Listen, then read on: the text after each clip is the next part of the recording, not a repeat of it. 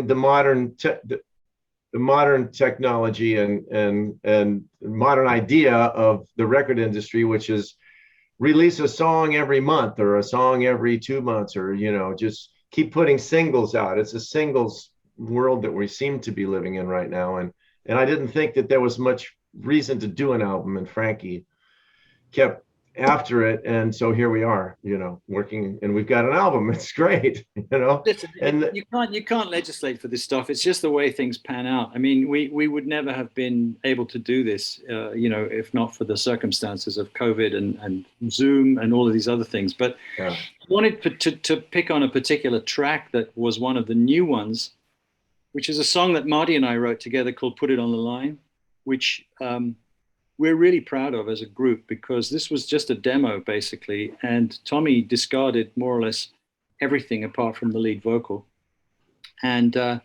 started again. And Jeff, bless him, created the most beautiful track. And Tommy and Jeff, this was really probably the most creative bit of the recording of the album for me, because they made this incredible track that worked in the end. I mean, then Marty ended up, putting on these beautiful guitars and stuff. Elizabeth made some fantastic background vocals, and then Marty, Marty's background vocals. It was kind of like a group effort, and it was all about now. I mean, the only thing that was from the past was the vocal and the song, obviously. And then on top of that, Tommy and Deanne, his wife, who's also incredibly creative and who styled the photo shoot that is the album cover and everything, put together the most beautiful video of "Put It on the Line," which is so poignant and moving and current right now about everything that's going on in the world. And it's about stepping up and overcoming your fear. And, boy, did those people, with the frontline workers and everybody, did they step up during that period, Or it's kind of a tribute to them. It became a tribute to them. It wasn't really written about them, but it became absolutely relevant. And the video pulled it right into 2020, which was a momentous year for everybody in the world, So if you haven't seen the video, I'd love you to see it, Judy. It's really, we're so proud of that. And we're so proud of Tommy and Deanne for putting that together, because that's really their baby, and they took the lyric and the spirit of the song to heart, and everybody just, that's what makes me so proud of this band, because it isn't just a nostalgia fest. It's about what we're doing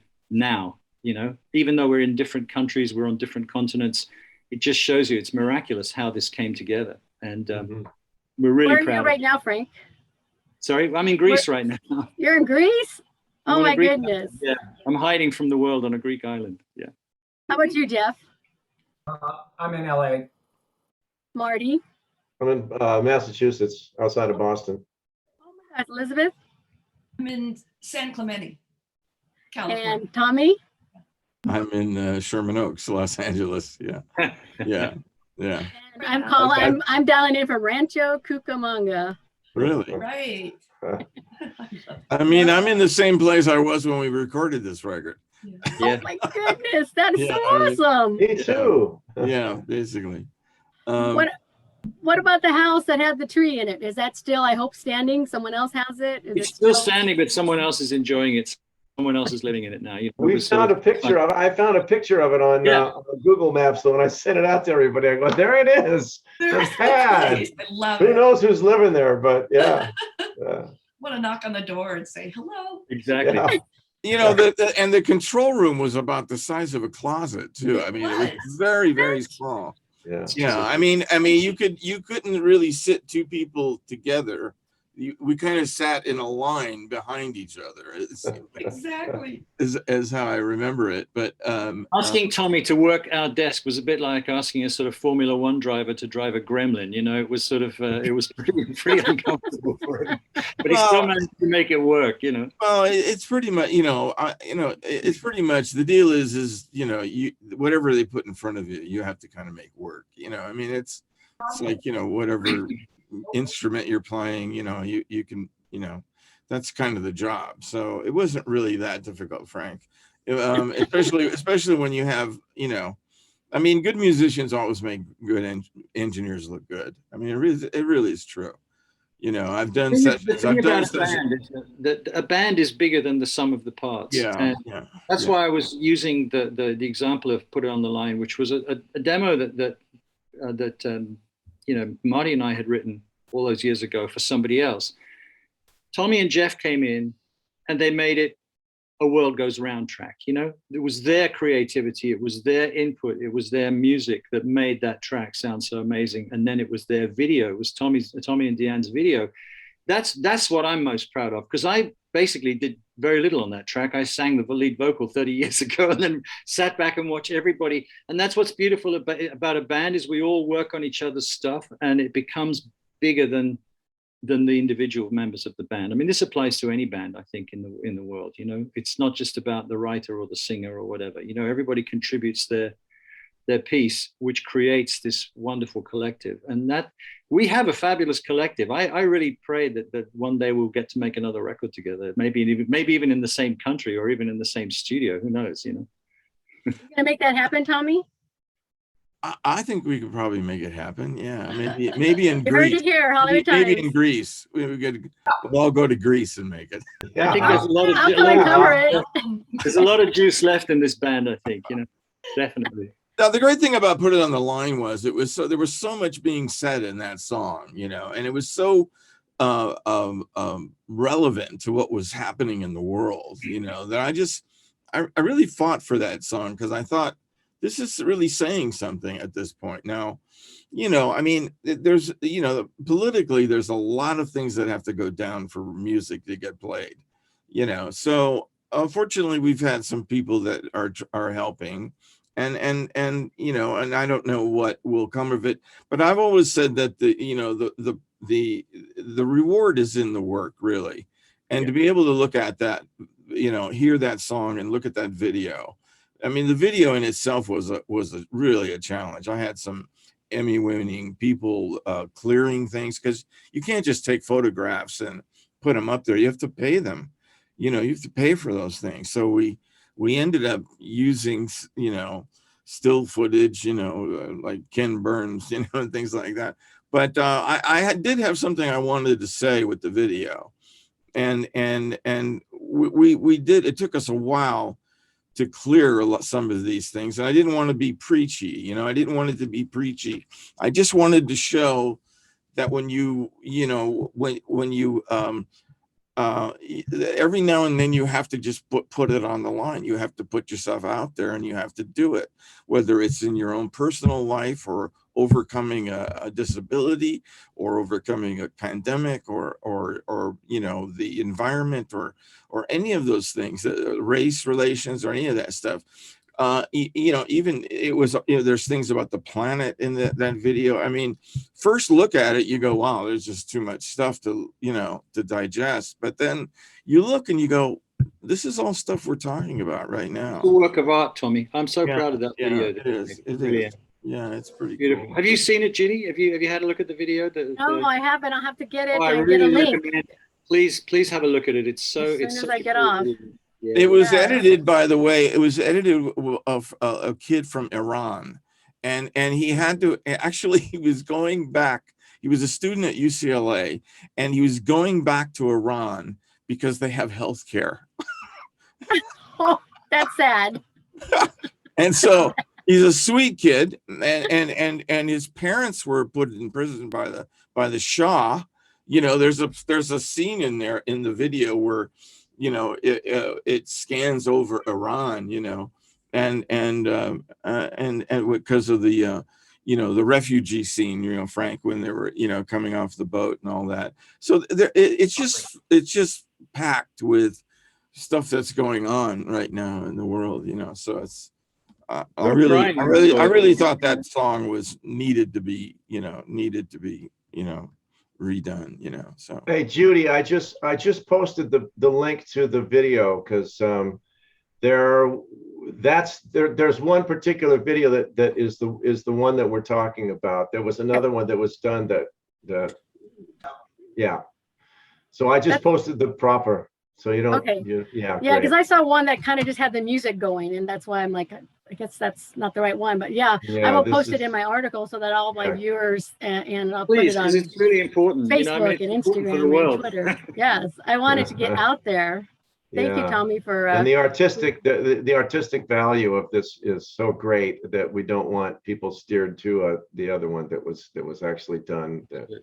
we kind of decided wasn't quite up to snuff, and then Tommy took the reins and yeah, we just didn't feel it represented what we were trying to say. I mean, it was nothing, it was made well, it was all, but it wasn't really what we were trying to say. And so and especially because we had the opportunity, we didn't have anybody telling us, no, well, I think you should do, we could do it ourselves. So we said, well, we're going to do it ourselves, and we'll put in what we want, and so anyway, so showing the right one is a big difference. Marty, we'll get that one. Okay. Right. So Elizabeth, Yes. let's hear from Elizabeth. So looking forward, where do you see yourself, musically, or, wanting to get together with the band and do something coming Wouldn't up? it be remarkable if we were Right? all in the same place at the same time? It would be just terrific if we could do that at some point. And it is a sign of the times that we're doing it this way.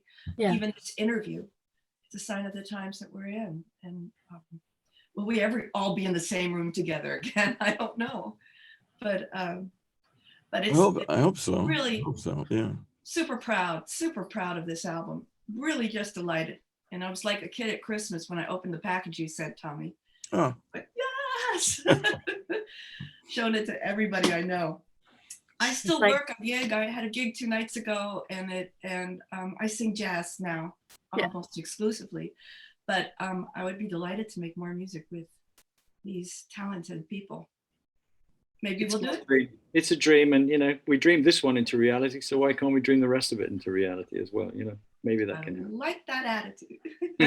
I think 2022 is a good year. So there you go. Let's do it in 2022, right? All right. That'd be great.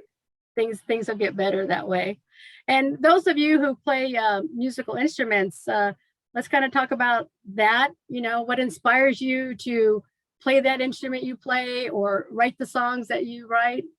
Go ahead, any of you want to take off with that? Jeff, let's start with Jeff. Well, I started out as a drummer. That was my main instrument, and I was on the road for about 5 years with various different people, and played with Shaka Khan a little, Thelma Houston, a whole myriad of very diverse artists. And after being on the road for about 5 years, I said, nah, I can't do this. I didn't want to be on the road anymore. So that's when I kind of transitioned into writing and producing, because I knew that would enable me to stay in town more. And then I can pick and choose when I wanted to go out. So then that's when I started to branch off into keyboards, and then I picked the bass up a little bit, which I really enjoy playing. Do you have a name for your bass, Jeff? No, I don't. It's called. Just wondered. Name their instruments? I don't know. Yeah, I think that's awesome. Lucille. What'd you say, Tom? Lucille. There you go. See, Lucille's in your lap, just playing BB away. King's guitar, right? Was Lucille, I think, wasn't it? Yeah. BB King's, yeah. How about you, Marty?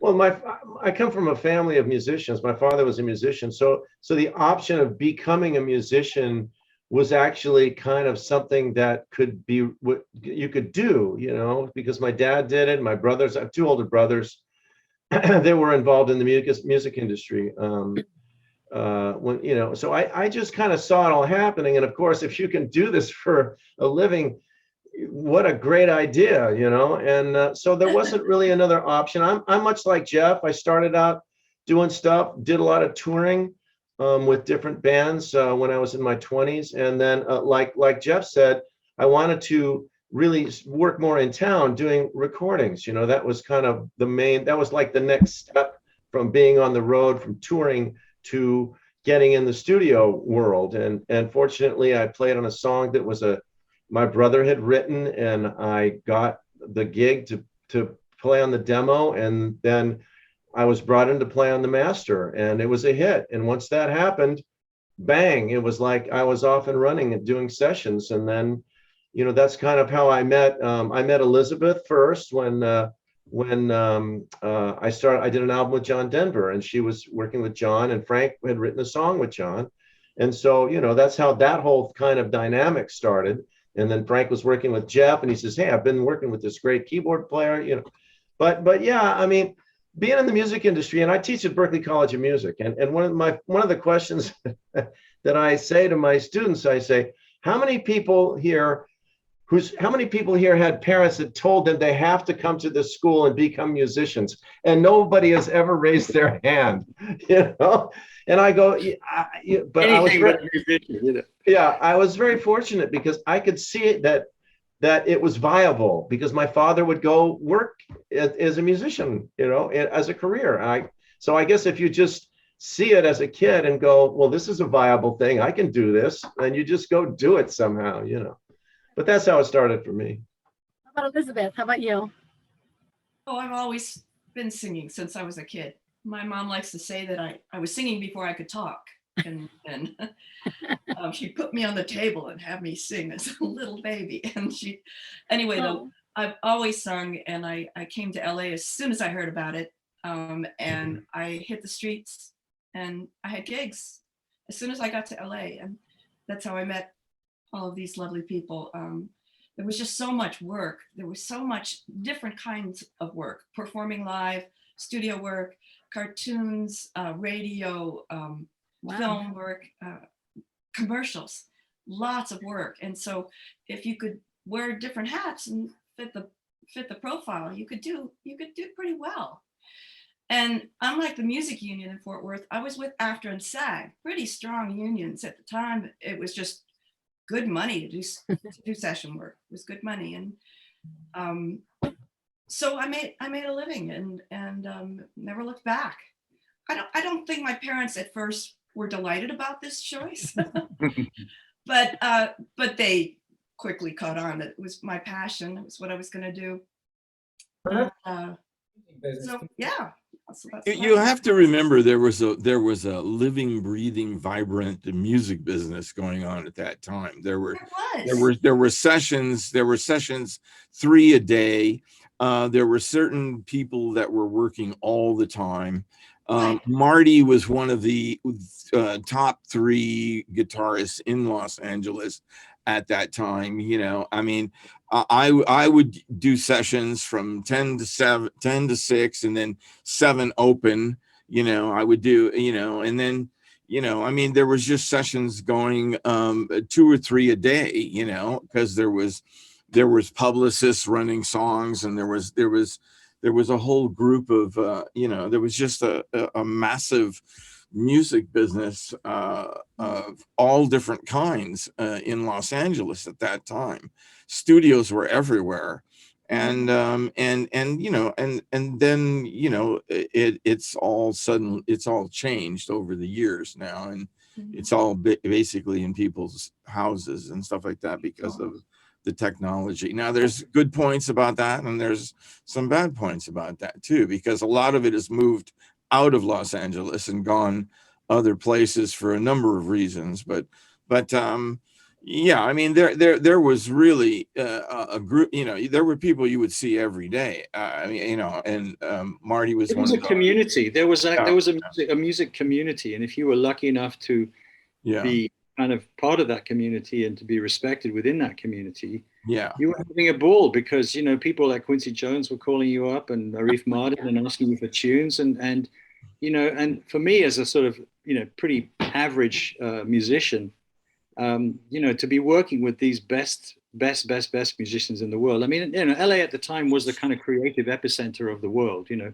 London was great, you know, New York was great, but LA was where the really amazing stuff was happening, you know, where Steely Dan and Toto and all of those people were making their records. And they set the bar very high for the rest of the musicians in the world. And this was our daily reality. You know, we were working with these kind of people every day. So it was a fantastic moment. And what I miss more than anything else is the studios, because in the studios, you ran into people. You'd be sitting by the water cooler and somebody cool would walk in, you know, and you start talking. The next thing you know, you're singing on their record, you know, or doing background vocals or something. And it was that casual. You just happened to be in that loop, you know, and that sort of doesn't exist anymore, which I'm sad about, because I think it's that cross-fertilizing of stuff, you know, that very organic way of things happening. You know, Mick Jagger singing background vocals on You're So Vain for Carly Simon, total accident. He just happened to be in the studio and someone said, come in and sing some vocals, you know, and that's that's a beautiful thing about music, you know, and I hope maybe you know there's a chance to get back to something like that, you know, because Got it started again, Tommy. Bring it back. Bring Well, it back. trust me, I've been trying. I'm really trying. But I did 4 years at A&M Records, you know, in the 70s, and every day I went to work. It was Herb Alpert, it was Barbra Streisand, it was Baha Maru Band, it was Sergio Mendes, it was Cat Stevens, it was Joe Cocker, it was Joni Mitchell, it was Billy Preston, it was Gino Vanelli, it was Paul Williams, it was Burt Bacharach. I mean, every day you went to work, it was like an oasis of music that every day there was something going on there, and in the middle it was good. Yeah, and it was all good, you know. at the highest level, all of it at the highest level of musicians were in there, and one day I was in the hallway at A&M, and Joni Mitchell is in Studio C, and Henry Louis, who was her engineer, says, "Well, what are you doing?" I said, "Well, I don't know. I'm just working on it." He says, "Well, we need singers. Come over. We need singers." So I go into Studio C and I'm singing on Circle Game, standing next to Joni Mitchell. You know, and you know, I'm the guy that's out of tune. You can check it out. You know, but that's what made the record, man. Yeah, on the credits, Tommy. You know, but I mean, that kind of stuff happened. It was exactly like that. You know, they'd come out in the hallway and say, "What are you doing? We need somebody to do," you know, and there was this whole thing, you know, and you had, you know, Herb Alpert and Lou Adler, and you had Phil Spector. I mean, there was all kinds of people in there, you know. But you'd be doing two or three sessions a day, and then you'd go out in the evening and play at a club in the evening with a pickup band, you know, because it was just the passion, you know, it just kept going and kept going. And then you'd end up in Martoni's, you know, yeah. at the end of the night, you know. Yeah. You know, so, which was... So your next project is you guys have to write a book. I keep saying you guys need to put a book together of this making of these songs and being what you did back then. Imagine how much that would give us thrill to read, to give to our grandkids. Such music history you're telling me of things I don't even know. So come on, somebody's got to write a book about all this. This is amazing stuff. You know, Tommy. I've had more people tell me that in the past week or two that I don't know. I don't know. I'm not sure it's that interesting, but anyway. It is. You recorded it, now transcribe it. Yeah, but you know, it did happen. I mean, you can look it up. I mean, it's. I gotta, you know, I keep saying, as long as you're in the room when magic happens, you get famous. You know, it's like, but you know, I mean, there is, you know, look, the good music, you know, does stand the test of time. You know, and I really believe that. I think that, so every time I would go in the studio, it didn't matter if it was Barbra Streisand or some new person, they all got the same attention. You know, I treated it all exactly the same.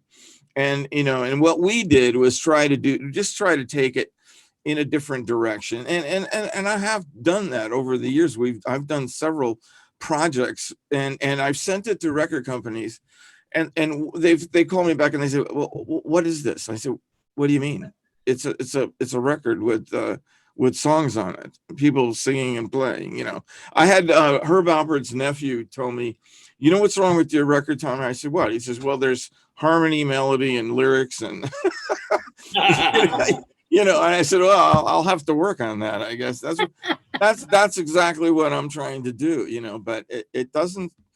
You know, I mean, I have, you know, I have, you know, I'm hoping that there are some people trying. I think Bruno's trying to do it. I think that Silk Sonic stuff is basically Philadelphia soul. You know, so I mean, there's glimpses of it. You know, coming. I mean, there was a great ad about, you know, I don't know how many years ago in England.